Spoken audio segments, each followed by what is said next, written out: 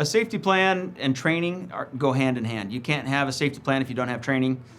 You can't do training if you don't have a safety plan.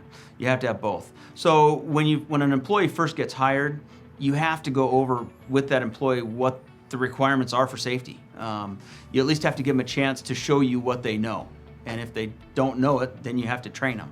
And so as part of our culture that we have, an employee gets hired, they immediately go through a fall protection training, going from requirements, this is the way the harness gets put on, this is what to look for in the rope when you hook the rope up, looking for any damage that may be done to the rope. But you can only train so much in-house. You have to do it out on the job. And so that's where our foremen finish that training and continue the training with employees, making sure that they're following that. So that training happens in the shop, and then it also happens out in the field. The training process that we have in place mostly occurs in-house. It starts at the employee hire date, going through the safety procedures and recognizing safety potential issues, helping them to feel comfortable in sharing that, which has been a huge hurdle to undertake, is getting people to feel comfortable in sharing when they see potential hazards, because they don't want to be seen as weak or afraid or anything like that. So really helping them to feel comfortable in recognizing issues that might be there that someone else might not see.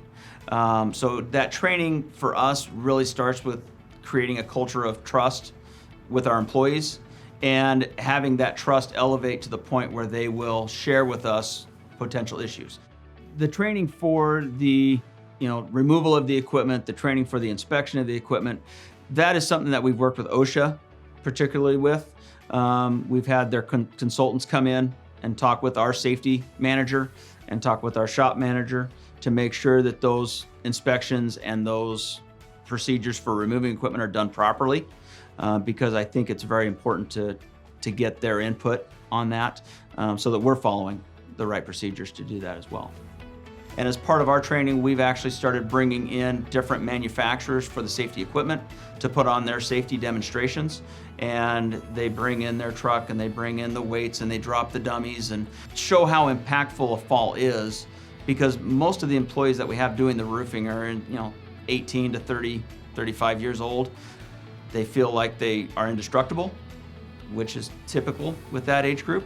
And so it's nice to have those manufacturers bring that training into our shop, have the actual demonstrations of what can happen to a body when it falls 10 feet, and how that rope and harness and the lanyard work together to minimize the impact, but how much of an impact there still is.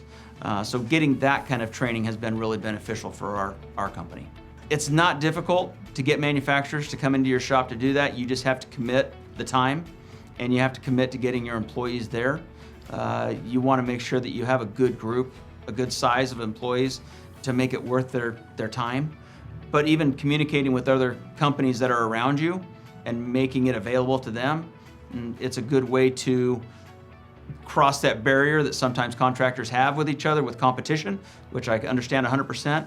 But when it comes to safety, you got to look out for everybody.